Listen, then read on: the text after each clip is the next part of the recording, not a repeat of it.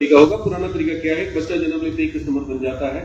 जरूरत की सामान कहां से लेते हैं? बगल के दुकानदार से। दुकानदार बनाता नहीं है, ये भी कहीं से लाता है, ये होलसेलर से लाता है, होलसेलर एरिया डिस्ट्रीब्यूटर से लाता है, एरिया डिस्ट्रीब्यूटर सीएनडेफ से और सीएनडेफ कंपनी से।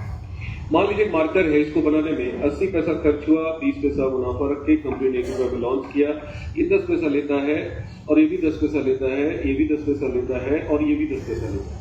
एक मार्केट सर्वे है कि 1 रुपए का सामान कंपनी से निकलती है, 20 के लोग 40% खा जाते हैं, कोई ज्यादा ले कोई कम ले। इसमें विज्ञापन कराई जाती है, लागत का 50% पैसा खर्च होता है और ये कस्टमर से ही जोड़ के वसूल कर लिया जाता है। इसमें भयानक डुप्लीकेसी होती है, आए दिन अखबार में पढ़ते हैं नकली तेल नकली घी।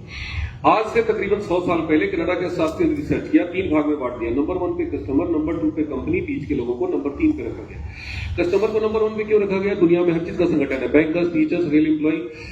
कभी सुना है कि दुनिया में हर चीज का संगठन है, ग्राहकों का कभी सुना कि एक संगठन बना अगर सारे ग्राहक संगठित होंगे, इधर से खरीदारी करना बंद कर दे तो व्यवस्था चलेगी, और अगर कंपनी हट जाए तो भी नहीं। लेकिन देखा गया कि इस पूरी व्यवस्था में इनकम नंबर 1 कौन है? इनकम में बीच के लोग बहुत पैसा बना रहे हैं। आज विज्ञापन 2.5 लाख करोड़ का मार्केट है, 2.5 लाख करोड़।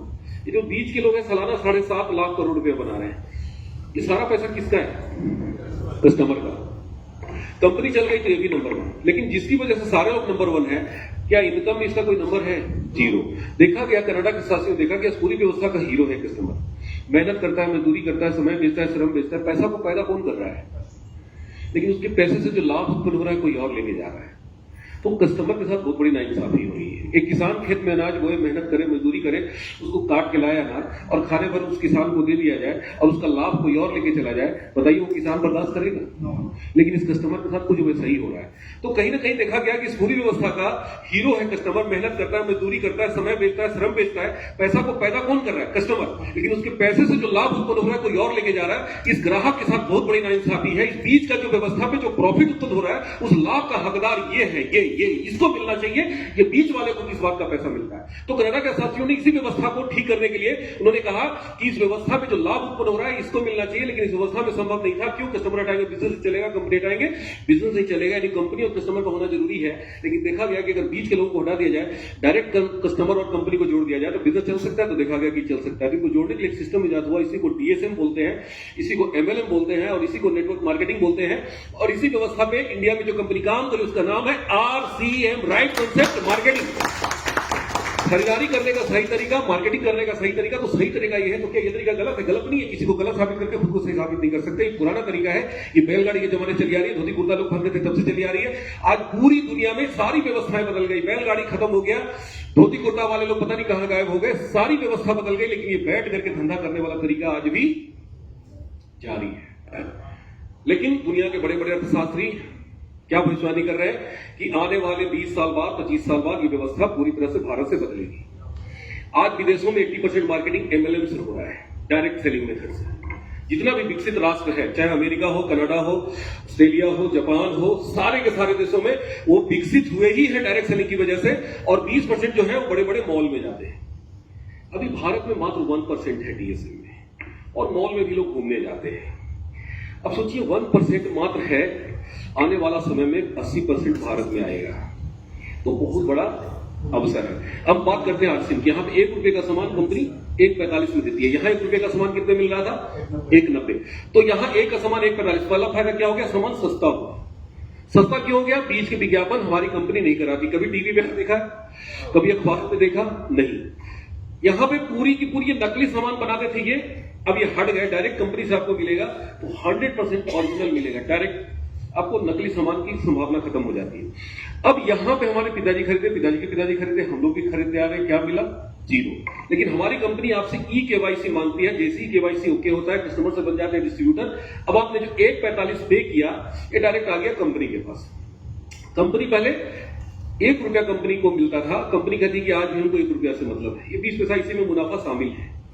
कंपनी कहती है कि हमको 1 रुपया से मतलब है, ये जो 45 पैसा है ये आपके खून पसीने की कमाई जो बीच के लोग खा जा रहे थे, यही पैसा हम आप में बांट देंगे। यानी 45% का बिजनेस पार्टनर बनाती है। अब 45% लेने के लिए कुछ काम करना पड़ेगा। सर थोड़ा इसको मिटाएंगे जरा सा। ये 45% लेने के लिए काम करना पड़ेगा। काम क्या करना पड़ेगा?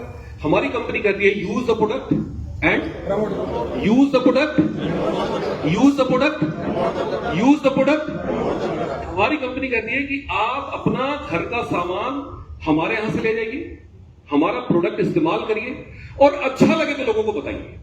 भाई आज तक हम लोग यही तो करते हैं, use the product and promote the product. तो कंपनी कहती है कि आप अपनी दुकान बदल लीजिए, पहली बार में 2000 रुपए का सामान आप हमारे यहां से ले जाइए और 2 लोगों की दुकान बदलवा लीजिए। ऐसा करने से एक नेटवर्क बनता है। कैसे बनता है? हर आदमी का एक फ्रेंड सर्किल है, रिलेशन है, फ्रेंड है, रिलेशन है, फ्रेंड रिलेशन, फ्रेंड रिलेशन। अब ये 2 आदमी मिलकर 2-2 को लाए तो कितने हो गए? 3रे आदमी। हर आदमी का फ्रेंड रिलेशन है, फ्रेंड रिलेशन। बस 2 आदमी को पता, अपनी दुकान बदलिए, 2 लोगों की बदलवा देंगे। 3रे महीने कितने हो गए? 4थे महीने, 5वें महीने, 6ठे महीने, 7वें महीने। हर महीने देखिए, हर आदमी 2-2 को ला रहा है, आप नहीं ला रहे। 9वें महीने, 10वें महीने, 11वें महीने और 12वें महीने 4096। अब देखिए, पहला महीना, दूसरा महीना, तीसरा महीना, आप सबसे टॉप पे हैं, सारे लोग आपके टीम में हैं। कितने लोग आ गए 3 महीने में? 1 2 3 4 5 6 7 8 9 10 11 12 13 14, यानी 3 महीने में 2 4 6 8 14, 4 महीने में ऐसे जोड़ेंगे तो 8000 लोग आ गए। आज गरीब से गरीब आदमी के घर में 5000 परचेज गोलों का सामान जाता ही जाता है भाई साहब, चाहे कोई कितना भी गरीब क्यों ना। अब 8000 गुना 5000 करेंगे तो 8 25 40 पर 3 और 3 6 0, 1 2 3 4 5 6, 4 करोड़ का बिजनेस होता है। 4 करोड़ का कंपनी 45% बांटती है। कैसे बांटती है? 10% से लेके इसमें कंपनी बोनस के रूप में देती है, फ्री प्रोडक्ट के रूप में देती है, इस सारे लोगों में बांट देती है। 2% से लेके 22% परफॉर्मेंस बोनस के रूप में बांट देती है, तो 32% नीचे चला गया।